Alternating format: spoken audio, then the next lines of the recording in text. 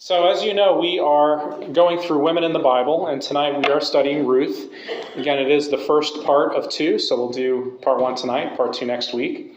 I hope you're there, but I'd like to turn your attention to the handout just to give you a little bit of history about the book of Ruth. Again, some things, most of this, again, I didn't know, maybe you did.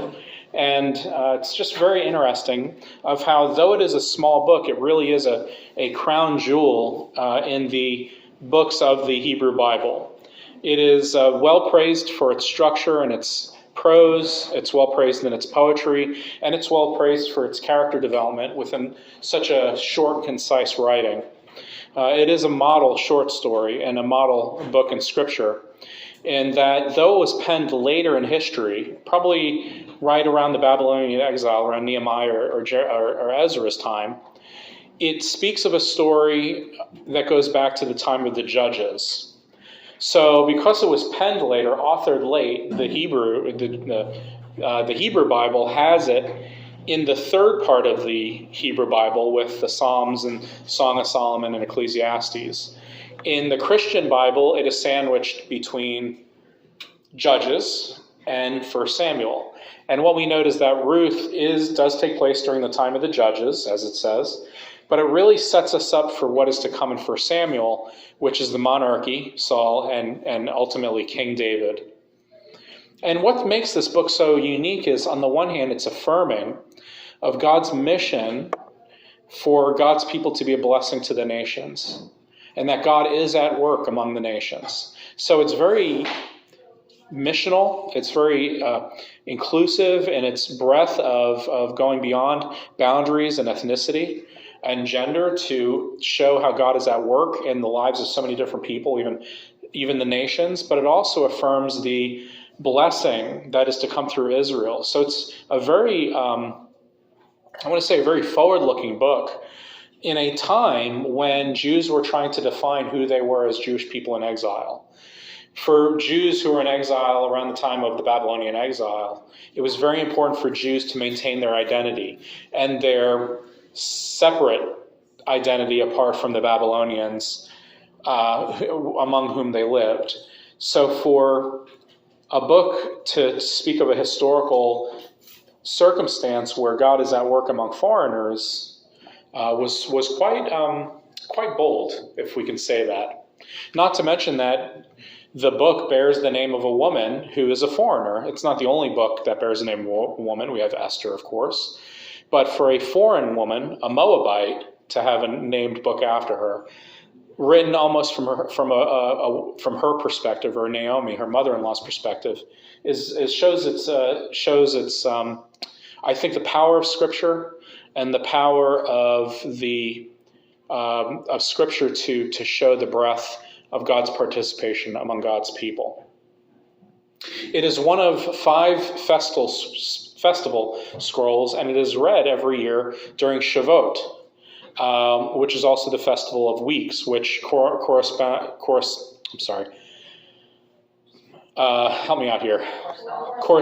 thank you, with the holiday of Pentecost. So the Festival of Weeks, Pentecost, during the time of the giving of the Torah to Moses. This is during the April harvest, and Shavuot is when Ruth is read aloud in the Jewish faith. And again, five of those scrolls. The other thing that's unique about this book is that it doesn't have a villain. It is born in the midst of some hardship, that of famine, but the famine works not to deprive people of the blessing that they receive, but rather to put a circumstance that allows these heroes, because they're all heroes in this book, there are no villains, to understand how God provides even in the midst of famine and even in the midst of hardship that are almost like a daily rhythm to ancient life. So there is no conflict, and unlike the book of Judges, which has conflict everywhere, I told you about that last week, it really does show a bit of a positive bright light in the midst of a very harsh time in the ancient world. And it really does model a community that relies fully on God to bring about the blessing, not only for the people of Israel that will eventually give birth to David, but also a blessing to all the nations. Okay?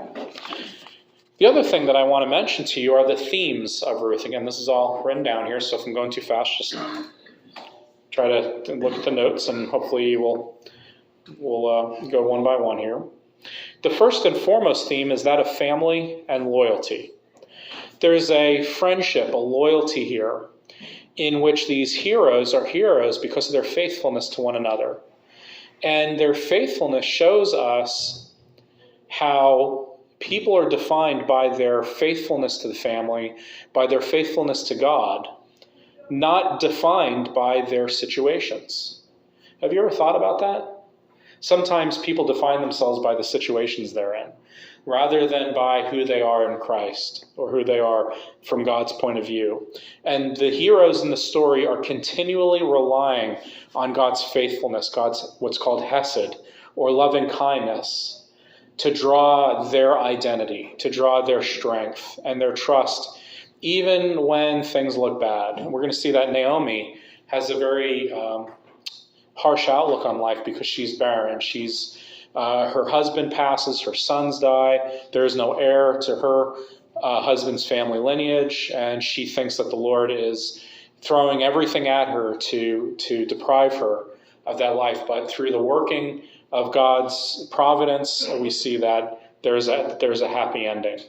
So even when things get rough, there's still this hesed, this loving kindness that continues. The other thing it shows is this kin redeemer, this idea that the family and the people of God are in the business of, in their language, redeeming, which is basically protecting the family to the point where the family doesn't have to be sold or trafficked to keep their living, okay, to basically to stay alive. And the things that happen within the story, the resourcefulness that these women use in a world where women were, didn't have a lot of privilege, the way that Boaz recognizes the opportunity to not only befriend Ruth, but also eventually marry her, all give way to this idea that there's an important undercurrent to the laws of God that shows that redemption or protection keeps them from falling into, again, indentured servanthood, slavery, or human trafficking. So there's that emphasis as well, and it all goes back to this idea of family, right? Family. Another theme is Abraham's promise. I already mentioned to you, it has this missional thrust of the fact that Israel was called not to be exclusive, not to keep God's blessings to themselves, but the original call of Abraham was to be a blessing to all the nations. And we see that the language of Abraham's call, specifically chapter 12, verse 1, the call to leave land. The other thing is this idea of, I talked about redemption, but of covenant, this emphasis on kin redeemer. Already talked about that too, so a little bit of a repeat there. So let's turn the page, one more theme. The other and final piece of this, again, remember this sets us up for King David. It is King David whom God promised would be the one to bear the son, who would be the Messiah, the Savior, right? And we see that Jesus is a great-great-great-great-great-great-grandson to King David, right? But that messianic thread begins in the book of Ruth. And what I love about that is that the messianic thread begins with these women who are trying to, again, find how they participate in God's story. And it's through their story, her story, that the messianic thread takes hold in this part of the Bible. When you read Judges, there's not a lot of light there. Okay, we talked about a little bit, we talked last week about the book of Judges, how it starts with these bright judges like Gideon and Deborah, these very powerful judges, but then it digresses into moral decline, to where not only there's moral decline in the behavior and the morality of the people, but there's a decline where in the book of Judges, women start out as having agency, authority. They command armies, Deborah, okay, to almost being objectified and exploited by the end of the book. So the moral decline includes not only morality and culture, but also the dehumanization and the objectification of women. And you can follow that thread in Judges.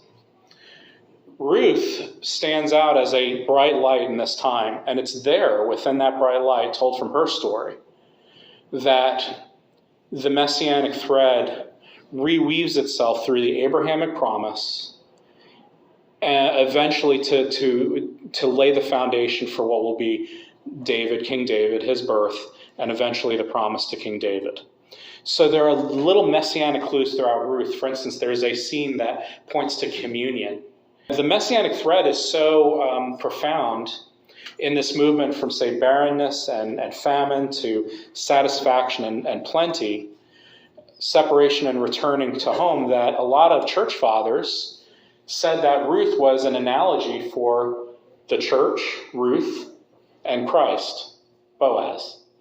When you look at the agricultural themes, okay, Boaz being the landowner and Ruth being called to cultivate the vineyard, the communion themes and the messianic threads, there's a lot that those early church fathers who studied Ruth said, well, that's an analogy for Christ and the church.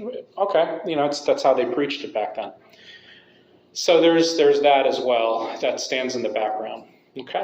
All right, so let's read chapter 1 and we'll go through it. I'm going to go through it as best I can with the notes if you follow along with the notes, but we'll just keep up as we can. We'll read 1 through 5. In the days when the judges ruled, there was a famine in the land. And a certain man of Bethlehem, everybody know Bethlehem, right? There's your first messianic clue, by the way. Of Bethlehem in Judah went to live in the country of Moab, he and his wife and 2 sons. The name of the man was Elimelech, and the name of his wife, Naomi. The names of his 2 sons were Molon and Chilion. They were Ephrathites, that's from Ephraim, right? From Bethlehem in Judah. They went to the country of Moab and remained there. But Elimelech, the husband of Naomi, died, and she was left with her 2 sons. These took Moabite wives. The name of the one was Orpah, not Oprah, Orpah. And the name, just in case you're looking, and the name of the other, Ruth. When they had lived there about 10 years, both Molon and Chilion also died, so that the woman, do you have women or woman? Woman, okay, so they're referring to Naomi. So that the woman, I'm assuming Naomi, was left without her 2 sons and her husband. One of the things that you really need to point out, and I could have put this as a theme, but I chose to move it down to this part, were the names of Ruth. Not Ruth, but the names in the book of Ruth. It is the names in the book of Ruth that really carries the story forward. Okay, for instance, Bethlehem means house of bread. Well, what were they facing? Famine. Famine in the house of bread. Remember I told you how irony and satire works throughout Judges last week? It also continues, through the story. The irony is that they are within a village literally called House of Bread, but there's famine. And the only place they could find bread was to travel in enemy territory, Moab. Moab was considered enemy territory as far back as Genesis 19, where there was this really terrible story in the Moabites. And it got to the point where Moses forbade, through the law of God in Deuteronomy 24, I believe, forbade the Israelites to marry anyone from the Ammonite or the Moab tribe. So already here, not only are they in a foreign land, they're also disobeying Moses' law. But remember, or God's law, remember I told you that during the time of Judges, the law was a little skewed anyway. Okay? Elimelech means my God is king. Naomi means sweetness or pleasant. This will be important because later she'll say, my name is no longer Naomi, but Mara, bitterness, for the Lord has attacked me. And it's interesting how the names play a part there. Molon and Chilion are a bit foreshadowing. One name means sickness and the other destruction. Orpah means nape of the neck. And what happens is, if you were to have a pen, like say a red pen or a blue pen, and you would underline all the times it refers to somebody turning back or turning to someone, it's that language to turn to or turn back is a turning of the nape of the neck. You remember that old saying in that movie, My Big Fat Greek Wedding? It is, the man may be the head, but it's the woman who moves the neck. You remember that? Anyway, it's an old joke from an old movie. My Big Fat Greek Wedding. This is basically like my family. If you ever want to know what it's like to be around my family, just watch that movie. Yeah, there's a third one coming out. Question. Yes. Isn't it the NAPE, N-A-P-E? Yeah, sorry, my bad. Nave. Yeah, Nave is the church. So again, it speaks to her identity, and that's not unusual in the Hebrew Bible. The Hebrew Bible, the names of the people always live into their destiny, their purpose in God's story. Boaz means strength. And Boaz's name is on one of the pillars in Solomon's temple, 1 Kings 7:21. So when Solomon builds a temple, there are pillars and there are names like Zerubbabel, several others, and Boaz makes the cut. Strength, the foundation of the temple, named after, that would be Solomon's maybe great-grandfather. I'd have to look at the genealogy. Then she started to return with her daughters-in-law from the country of Moab. There's that return, that turning too, by the way. For she had heard in the country of Moab that the Lord had considered his people and given them food. So she set out from the place where she had been living, she and her two daughters-in-law, and they went on their way to go back, there's that turning back, to the land of Judah. So there's separation from Judah, right? And now there's a return home. That's another theme. But Naomi said to her two daughters-in-law, "Go back, each of you, to your mother's house. May the Lord deal kindly with you, as you have dealt with the dead, as you have dealt with the dead and with me. The Lord grant that you may find security, each of you in the house of your husband." Then she kissed them, and they wept aloud. They said to her, "No, we will return with you to your people." But Naomi said, "Turn back, my daughters." There's that turning again. Why will you go with me? Do I still have sons in my womb, that they may become your husbands? Turn back, my daughters, go your way, for I am too old to have a husband. Even if I thought there was hope for me, even if I should have a husband tonight and bear sons, would you then wait until they were grown? Would you then refrain from marrying? No, my daughters. It has been far more bitter. There's that word Mara, far more bitter. This is a direct contrast to her name, sweet, for me than for you, because the hand of the Lord has turned against me. Robert Alter used the word attack. The Lord has attacked me. It shows, though she trusts in the Lord, she feels the object of God's judgment or justice or some kind of treatment, which is not unusual. Job, if you read Job, the same thing, certainly Job, you did something wrong for God, and then of course the whole point of Job is God, Job is righteous. It's just, things happen, but the thing that I want to talk about here is not a theological concept, it's a pastoral concept. Even though you know that God is for you, even though you know God is with you, if we're honest, there are circumstances in our life where we really do think God is, just somehow against us somehow. And we all have to admit that there are those times in life where we feel that we're on the losing end of things. Things just, when it rains, it pours, we say, or, how much more of this can I take? So Naomi, I think, expresses a deep, abiding pastoral truth to the human condition. She lost her husband. She lost her sons. There's nowhere for these women to go. Thankfully, the famine has lifted, so she can go back home to be with her kinfolk. But the fact of the matter is she feels attacked. But we're going to see that the story there's much more there than the story lets on. And even though she was running the risk of losing her daughter-in-laws, there was no bitterness there. Oh, no. There was a great deal of love. But it speaks to that pastoral moment. So, if you feel like you are at the receiving end or on the losing end of things, you're not alone. It's in the Bible. There's somebody in the Bible who feels like you do. I think that's pretty cool. Verse 14, then they wept aloud again. Orpah kissed her mother-in-law, but Ruth cleave to her. This word for cleave is the same exact word in Genesis. Remember, we talked about how, it says a man cleaves or leaves his parents, cleaves to the woman. And I mentioned that partnership, that's a word of partnership. That's a word of partnering together. We've made it a sexual word. But this word for cleave is so much more. It's friendship, it's loyalty, it's like partnering together. And this word cleave, or clinging to, will be repeated throughout the book. Okay? All right. Let's keep reading, 15. So she said, "See, your sister-in-law has gone back to her people and to her gods. Return after your sister-in-law." But Ruth said, "Do not press me to leave you." And when she says it, she means it. She's not being, I don't want to say she's not being polite, but she's basically saying, move on. Get over it. I'm with you. Okay? Kind of like that, not that attitude, but that kind of definitiveness. "Do not press me to leave you or to turn back." There's that turning again. "From following you. Where you go, I will go. Where you lodge, I will lodge. Your people shall be my people and your God, my God." Sounds like a really good praise song, doesn't it, Michael? It does. Yeah.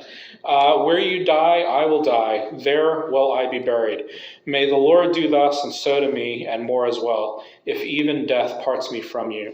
It's a beautiful poem, one of the greatest in Scripture. When Naomi saw that she was determined to go with her, she said no more to her. So the two of them went on until they came to Bethlehem. When they came to Bethlehem, the whole town was stirred because of them. And the women said, "Is this Naomi?" Notice the women serve as kind of a choir here. They tell the story. This is Naomi. There's a welcome. Again, this book is told from her story. This is her story. It's told from her point of view. And we have these women who are praising Naomi, kind of singing her song of return. And then she says to them, "Call me no longer Naomi. Call me bitterness, Mara. For the Almighty Shaddai has dealt bitterly with me." So there's still that pastoral journey. She doesn't get over it. Just because she goes back home doesn't mean she's over her grief. I was mentioning to Miss Jeanette this today, and I mean this, and I tell a lot of people this because I don't think they think about this, that year 2 of a loss is sometimes even harder than year 1 because an acknowledgement sets in. I know for me, year 2 was awful with my dad. So there's this, though they journey back, just because you return home doesn't mean things are going to be the same. In fact, when you return home, you realize just how different things are after loss. Don't you think at a loss like you experienced, it doesn't get any easier. You're starting to have it better. Yeah, eventually you grief doesn't go away, it just changes. Yeah, you're going to have it differently. Yeah, definitely. But year 2, a lot of people think, well, after the first year anniversary, I can get over it. No, that's not the case. Oh. Yeah, you have the first year with the first holidays, but year 2, it's almost as if the dust settles.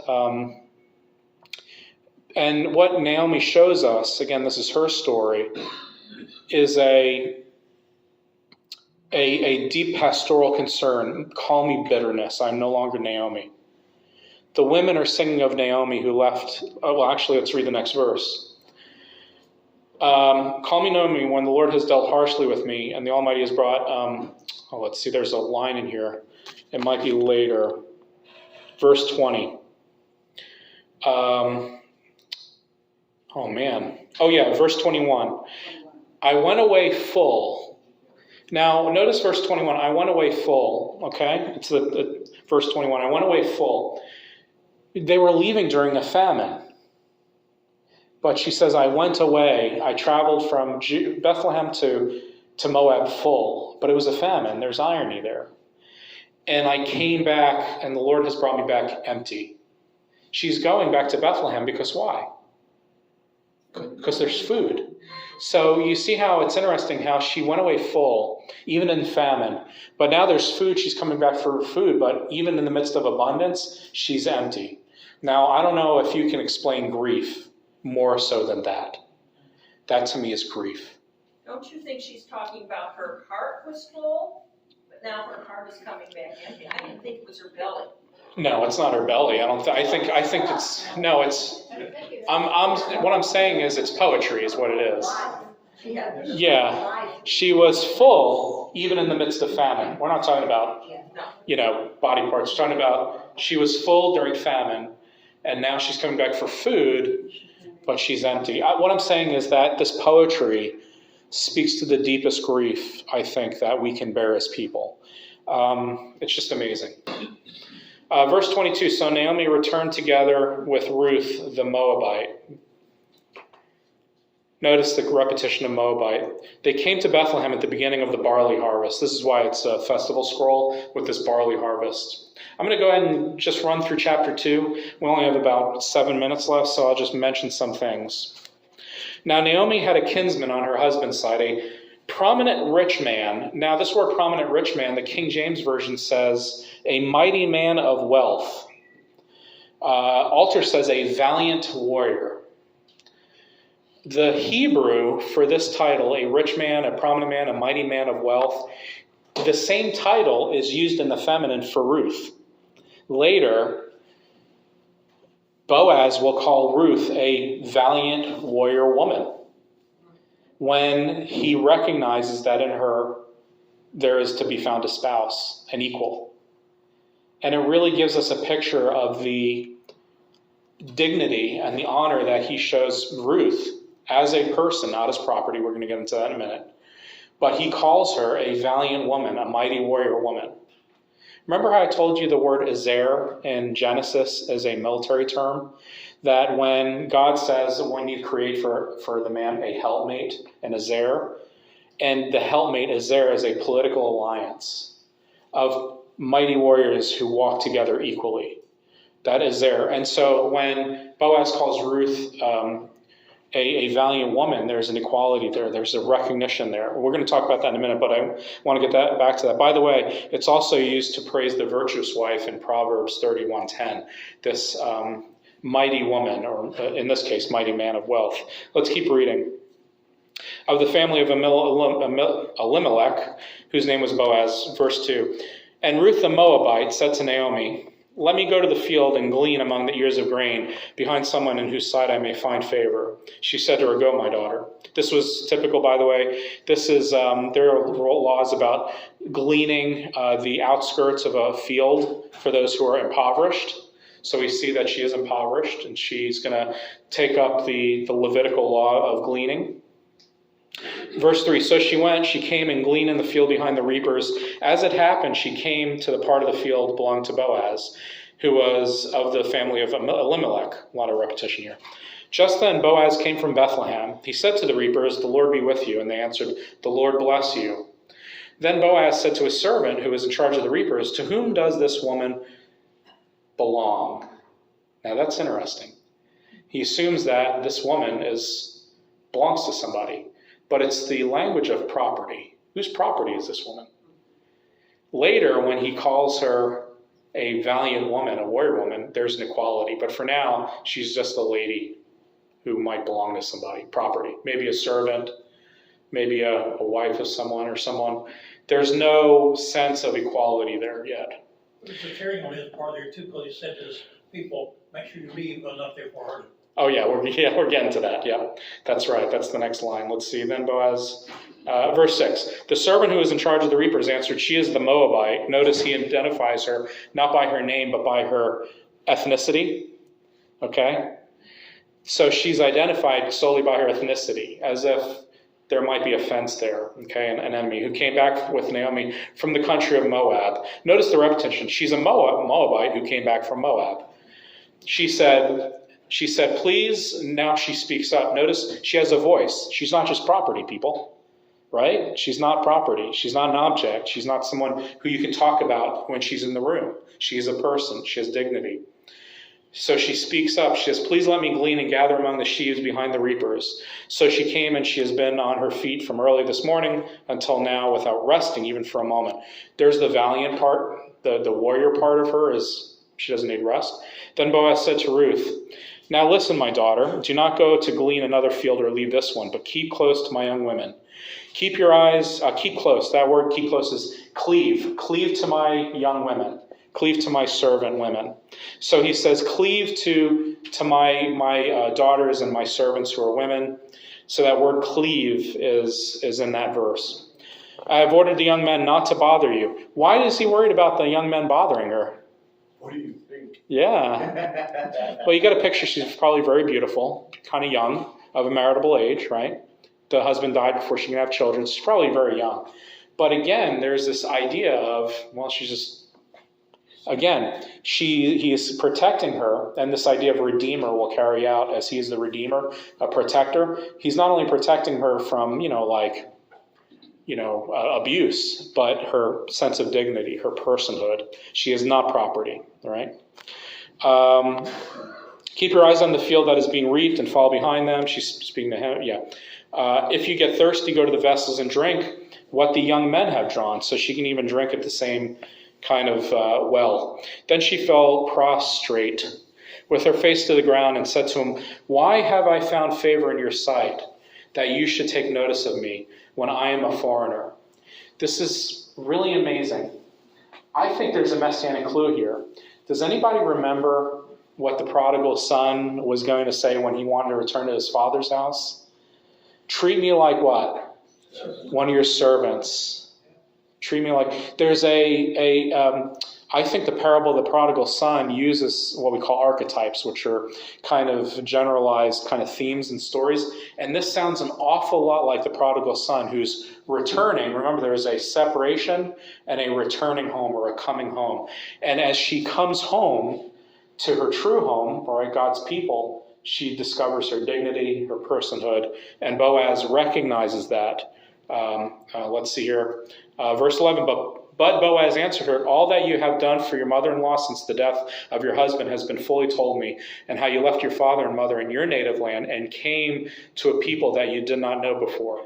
May the Lord reward you for your deeds, and may have full reward from the Lord, the God of Israel, under whose wings you have come for refuge. It's a beautiful image. Then she said, may I continue to find favor in your sight, my Lord, for you have comforted me and spoken kindly to your servant, even though I am not one of your servants. At mealtime, Boaz said to her, come here and eat some of this bread. Oh, here's that communion theme. And dip your morsel in the sour wine.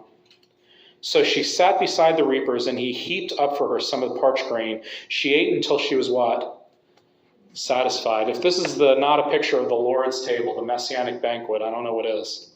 She was satisfied, and she had some left over. Remember all the times Jesus fed the 5,000 and there was food left over? So this is a Messianic theme here. When she got up to glean, Boaz instructed his young men, let her glean even among the standing sheaves, and do not reproach her. You must also put out some handfuls for her from the bundles, and leave them for her to glean, and do not rebuke her. So she gleaned in the field until evening. Then she beat out what she had gleaned, and it was about an ephah of barley, which means she had a water, what did I use the word here? A windfall. That's a lot. She picked it up, came into town, and her mother-in-law saw how much she had gleaned. Then she took out and gave her what was left over, after she herself had been, what? Satisfied. Satisfied. A lot of satisfaction here, full. Her mother-in-law said to her, where did you glean today, and where have you worked? Blessed is the man who took notice of you, who recognized you. This idea of recognition is an important one. Blessed is the one who recognized you, who saw you as a person, who saw you as someone with dignity, right? There's a recognition. Someone of value. Somebody of value, thank you. Yeah, that's right. She told her mother-in-law on whom she had worked and said, the name of the man with whom I work today is Boaz. Then Naomi said to her daughter-in-law, blessed be he by the Lord, whose hesed, that's loving kindness, has not forsaken the living or the dead. Naomi also said to her, the man is a relative of ours, one of our nearest kin, or kin redeemer. Then Ruth the Moabite said, he even said to me, stay close by my servants until I have finished all my harvest. Naomi said to Ruth, her daughter-in-law, it is better, my daughter, that you go out with his young women, otherwise you might be bothered in another field. So she stayed close to the young women of Boaz, gleaning until the end of the barley and wheat harvests, and she lived with her mother-in-law.